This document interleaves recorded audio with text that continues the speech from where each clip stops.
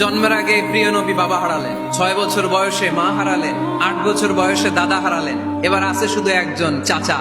এমন চাচা বাবার চেয়েও বেশি আদর করে বিষ্ণু ইসলামকে লালন পালন করলেন। এ আবু তালেবের ভয়ে আবু জাহেল আমার প্রিয় নবীর গায়ে হাত লাগাতে পারে নাই। তার মানে ভালোবাসায় কোনো ভেজাল আদর্শে। শেষ নিঃশ্বাস ত্যাগ করার আগে আবু তালেব অসুস্থ, আবু জাহেল উতবা সাইবা একদিকে, আমার নবী আরেকদিকে। আমার প্রিয় নবী বললেন, চাচা আজীবন আপনি ছাতার মতো আমাকে আশ্রয় দিয়েছেন, আজীবন আপনি বাবার মতো কোলেপিঠে করে মানুষ করেছেন, একবার শুধু আমার কানে কানে বলেন লা ইলাহা ইল্লাল্লাহ মুহাম্মাদুর, বাকিটা আমি আল্লাহর সাথে বুঝে নেব। আবু জাহেল কয় না, আবু তালেব খবরদার, আজীবন যে শিরকি ধর্মের উপরে ছিল ওইটার উপরেই থাক, বাপ দাদার ধর্মে চুন কালি মাখিস না। একবার আবু তালেব প্রিয় নবীর নুরানি চেহারার দিকে তাকায়, মনে মনে ভাবে এখনই পড়ে ফেলি কালিমা, মোহাম্মদের আদর্শই আমার আদর্শ বানায় ফেলি। আবার যখন আবু জাহেল উতবা সাইবার দিকে তাকায়, মনে মনে ভাবে না, আগের ধর্ম ছাড়তে চাই না।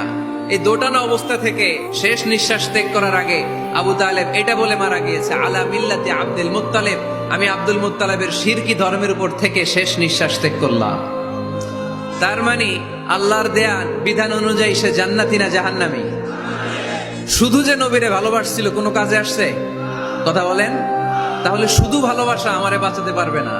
নবীর ভালোবাসার পাশাপাশি আমার নবীর আদর্শ জীবনে থাকার দরকার আছে না নাই? কোরআন আমাদেরকে বলে, তোমাদের প্রিয় নবীর প্রথম পরিচয় তিনি রাসূলুল্লাহ সাল্লাল্লাহু আলাইহি ওয়াসাল্লাম, তিনি হলেন আল্লাহর রাসূল।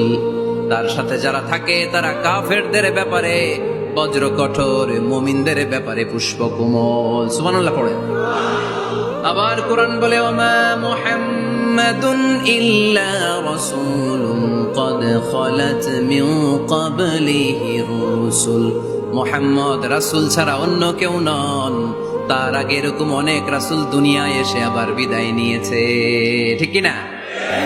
তাহলে কোরআন কিন্তু প্রথম পরিচয় দিয়ে দিল, 1 নম্বর পরিচয় আমার নবীর। 1 নম্বর পরিচয়, জোরে বলেন, 1 নম্বর পরিচয় তিনি রাসূলুল্লাহ, আল্লাহর রাসূল। কিন্তু আমার নবী এত বিনয়ী, এত ভদ্র, এত নম্র, এত শান্ত, এত শিষ্ট, এত হাম্বল। আউট অফ হাম্বলনেস তিনি নিজেকে রাসূল পরিচয় দিতে লজ্জাবোধ করতেন। তিনি নিজেকে রাসূল পরিচয় দেওয়ার আগে নিজের আরো ছোট করে বলতেন, আমি আল্লাহর গোলাম, তারপরে রাসূল। সুবহানাল্লাহ কইতে পারলেন না? কত ভদ্র মানুষ, কত বিনয়ী মানুষ। যদিও তিনি রাসূল, এইটা তিনি পরে বলতেন, আগে বলতেন ইন্নী আব্দুল্লাহি ওয়া রাসূলুহু, আমি আল্লাহর বান্দা, তারপরে রাসূল। সুবহানাল্লাহ। ইন্নী আব্দুল্লাহ ওয়া রাসূলুহু, আমি আল্লাহর বান্দা এবং আল্লাহর রাসূল। আমরাও যখন আত্তাহিয়াতু পড়ি, শাহাদা বাক্য যখন পড়ি, আমরা পড়ি আশহাদু আল্লা ইলাহা ইল্লাল্লাহ ওয়া আশহাদু আন্না মুহাম্মাদান। একটা হলো আব্দুহু আর একটা রাসূলুহু। তিনি আল্লাহর আব্দ, গোলাম, দাস, আবার তিনি রাসূল। তিনি যখন দোয়া করতেন তিনি বলতেন, আল্লাহুম্মা ইন্নী আবদুক ওয়া ইবনু আবদিক ওয়া ইবনু আমাতিক। আল্লাহর কাছে দোয়া করতেন, কাঁদতেন আর বলতেন, আল্লাহ আমি আপনার গোলাম, গোলামের ঘরের গোলাম, বান্দির ঘরের গোলাম। আমার বাবা আব্দুল্লাহ আপনার গোলাম, আমার মা আমিনা আপনার বান্দি, আমার 14 গোষ্ঠী আপনার গোলাম। নাসিয়াতি বিয়াদিক, আমার মাথার চুলের ঝুঁটি আপনার হাতের মুঠোয়, আপনি ডানে টান দিলে আমি ডানে, আপনি বায়ে ঝাঁকুনি মারলে আমি বায়ে। সুবহানাল্লাহ পড়বেন না? কি বিনয়ী রাসূল। তারপরে ওইটা সেকেন্ড পর্যায়ে বলতেন, আগে বলতেন ইন্নী আব্দুল্লাহ, আমি আল্লাহর গোলাম, ওয়া রাসূল, এবং আল্লাহর রাসূল। সুবহানাল্লাহ পড়েন। তাহলে কোরআন প্রথম যে পরিচয় আমার প্রিয় নবীর পরিচয়টা দিল, সেটা হচ্ছে আমার নবী ছিলেন রাসূলুল্লাহ। আওয়াজ করে বলেন, তিনি কি ছিলেন?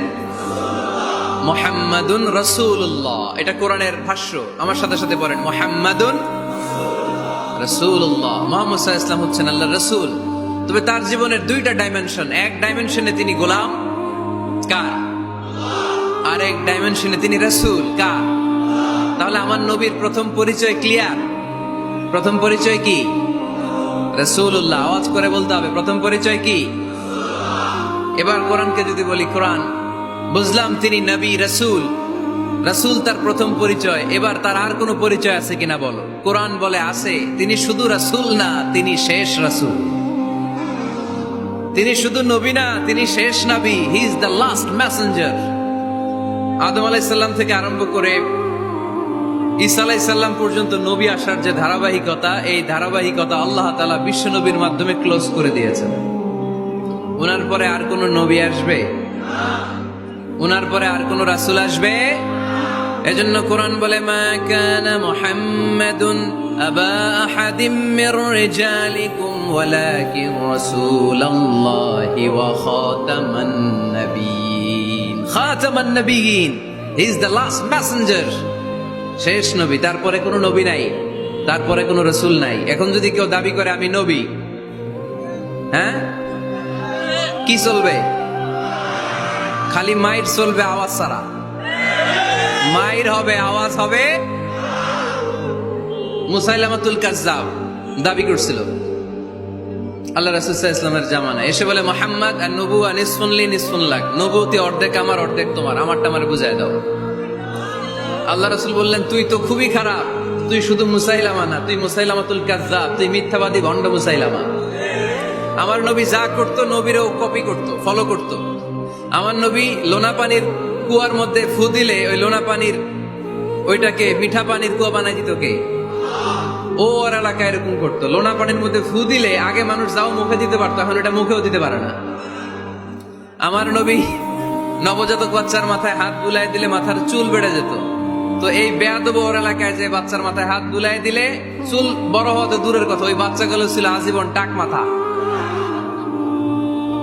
আবার আমার নবী ফু দিলে গাছের ফলন বেড়ে যেত, ও ফু দিলে গাছ মইরা শেষ। মির্জা গোলাম আহমদ কাদিয়ানি নাম শুনছেন? এই বেয়াদবটাও দাবি করছিল নবুয়তির। টয়লেটের ভেতরে ও পয়রা মরছে, মেথর দিয়ে ওরে টেনে টেনে উঠানো লাগছে। তাই আমার নবীর সাথে বেয়াদবি করলে ওর সাথে ছাড় নাই, চিল্লায় বলো ঠিক কিনা? শেষ নবী, ওনার পরে নবী নাই। ওনার পরে নবুয়তির দাবি করলে ওর খবর আছে, চিল্লায় বলেন ঠিক কিনা? এজন্য আল্লাহ বললেন তিনি হলেন খাতামুন নাবিয়্যিন, ওনার পরে আর কোন নবী নাই। আমার নবী বলছেন, লা নাবিয়্যা বা'দি ওয়ালা রাসূলা, আমার পরে কোন নবী নাই, আমার পরে কোন রাসূল নাই।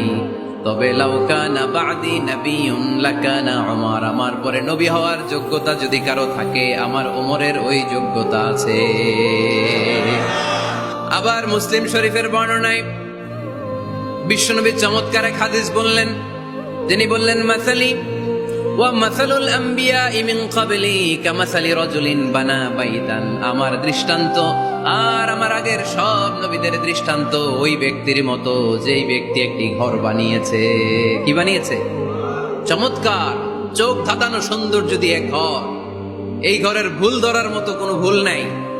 এত ডিজাইন, এত ইন্টেরিয়র ডিজাইন করেছে, লোকজন যেই আসে দেখে বলে বাহ বাহ। দেখে কি বলে? বাহ বাহ, এত সুন্দর ঘর। পুরো ঘরে কোনো ভুল নাই, কোনো খুঁত নাই, একটা জায়গা ছাড়া। সেটা হচ্ছে ঘরের এক জায়গায় ইটের গাঁথুনি দিতে যে এক জায়গায় একটা ইট করে নাই, ওই জায়গা দিয়ে ফাঁকা, শীতের ঠান্ডা বাতাস ঢুকে। সুবহানাল্লাহ কইতে পারলেন না? বিশ্বনবী বললেন, আমার দৃষ্টান্ত আর সব নবীদের দৃষ্টান্ত ওই ব্যক্তির ঘর বানানোর মতো, যে ব্যক্তি সুন্দর ঘর বানালো, তার ঘর যেই দেখে সে বাহবা বলে, কোনো ভুল নাই, কোনো খুঁত নাই, একটা জায়গা ছাড়া। দেখা গেল এক জায়গায় ইটের গাঁথুনি পড়ে নাই, একটা ইটা নাই। বিশ্বনবী বললেন, আনাল লাবিনা, আমি হইলাম ওই ইটা। আমার ওই জায়গায় সেট করে দিলে পুরো ঘরটারে পরিপূর্ণ করে দিবে কে? তাই আমি ছাড়া এই পৃথিবী অসম্পূর্ণ, অপূর্ণাঙ্গ। যখনই আমি এসেছি গোটা বিশ্ব পূর্ণাঙ্গ হয়েছে, ঠিক কিনা? সহিহ মুসলিমের বর্ণনা, ফাআনাল লাবিনা, আমি হচ্ছি সেই ইটা, আনা খাতামুন নাবিয়্যিন, আমি হচ্ছি সেই শেষ নবী। আমারও যখন ওই জায়গায় ওই গ্যাপটা সেট করে দেয়া হয়েছে, ওই ঘরের পূর্ণাঙ্গতা দান করেছে কে?